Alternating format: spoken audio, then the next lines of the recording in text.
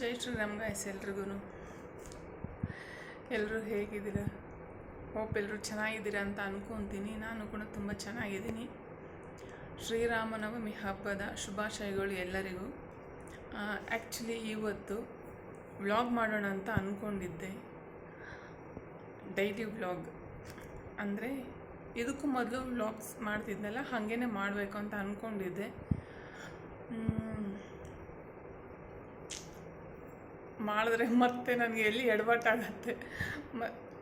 ಒಂದೋ ಎರಡೋ ಮೂರೋ ನಾಲ್ಕು ವೀಡಿಯೋಸ್ ಹಂಗೆ ಹೋಗ್ತಿದ್ದೆ, ಹೋಗುತ್ತೋ ಇಲ್ಲವೋ ಅನ್ನೋ ಒಂದು ಟೆನ್ಷನ್ಗೋಸ್ಕರ ಮಾಡಲಿಲ್ಲ. ಸುಮ್ಮನೆ ಅದೇ ರಾಗ ಆಗ್ಬಿಡತ್ತೇನೋ ಅಂತ. ಬಟ್ ಅನ್ನಿಸ್ತಿದೆ ಹಾಕೋಣ, ಡೈಲಿ ಹಾಕೋಣ ಅಂತ ಅನ್ನಿಸ್ತಿದೆ. ಕಂಟಿನ್ಯೂ ಮಾಡ್ತೀನಿ. ಹೆಚ್ಚು ಕಡಿಮೆ 9 ಮಂತ್ಸ್ ಆಯಿತು ಅನಿಸುತ್ತೆ ನಾನು ವ್ಲಾಗ್ಸ್ ಮಾಡೋದನ್ನು ಸ್ಟಾಪ್ ಮಾಡಿ. 9 ಮಂತ್ಸ್ ಆಯಿತು. ಕಂಟಿನ್ಯೂ ಮಾಡ್ತೀನಿ. ಎಲ್ಲರೂ ಹಬ್ಬ ಹೇಗೆ ಆಚರಣೆ ಮಾಡಿದ್ರಿ? ಎಲ್ಲರೂ ಖುಷಿಯಾಗಿ ಆಚರಣೆ ಮಾಡಿರ್ತೀರ ಅಂತ ಅಂದ್ಕೊಂಡಿದ್ದೀನಿ. ನಾನು ಕೂಡ ತುಂಬ ಖುಷಿಯಾಗಿ ಹಬ್ಬ ಮಾಡಿದ್ದೀವಿ. ನಾನು ಹಿಂದೆ ನೋಡ್ತಿರ್ಬೋದು, ವೆಯ್ಟ್ ಮಾಡ್ತಾಯಿದ್ದೆ ನನಗೆ ಒಬ್ಬಟ್ಟು ಮಾಡೋಕ್ಕೆ, ಒಬ್ಬಟ್ಟು ತಟ್ಟಬೇಕು ಅಂತ.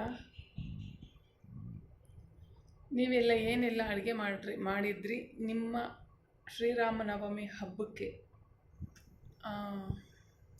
ಪಾನಕ, ಮಜ್ಜಿಗೆ, ಕೋಸಂಬರಿ ಎಲ್ಲರೂ ತಿಂದಿರ್ತೀರ ಅಂತ ಅಂದ್ಕೊಂಡಿದ್ದೀನಿ. ನಾನು ಕೂಡ ತುಂಬಾ ತಿಂದೆ. ನಮ್ಮ ಲೇಔಟಲ್ಲೂ ಸಹ ಅಲ್ಲಿ ಎಂಟ್ರೆನ್ಸಲ್ಲಿ ವರ್ಷನೂ ಅಂದರೆ ವರ್ಷ ಇಲ್ಲ, ಹೋದ ವರ್ಷದಿಂದ ಸೆಲೆಬ್ರೇಟ್ ಮಾಡ್ತಾಯಿದ್ದೀವಿ ಶ್ರೀರಾಮನವಮಿ. ಅಲ್ಲೂ ತಿಂದೆ. ಮನೆಯಲ್ಲೂ ಸಿಕ್ಕಾಪಟ್ಟೆ 3-4 ಸರ್ತಿ ಹೆಸರುಬೇಳೆ ಮತ್ತು ಪಾನಕ ಮಜ್ಜಿಗೆ ಕುಡಿದ್ಬಿಟ್ಟಿದ್ದೀನಿ. ಹಾಗೆ ಹೆವಿ ಆಗೋಗಿದೆ. ಕಂಟಿನ್ಯೂ ಮಾಡ್ತೀನಿ. ಅದಕ್ಕೆ ಹೇಳಬೇಕು ಅಂತ ಬಂದೆ. ಹೇಳಿದ್ದೀನಿ. ಇವಾಗ ಇಂದ ಹಾಕೋ ವೀಡಿಯೋಸ್ಗೆ ಸಪೋರ್ಟ್ ಮಾಡಿ ಅಂತ ಕೇಳಿಕೊಂಡು ಜೈ ಶ್ರೀರಾಮ್.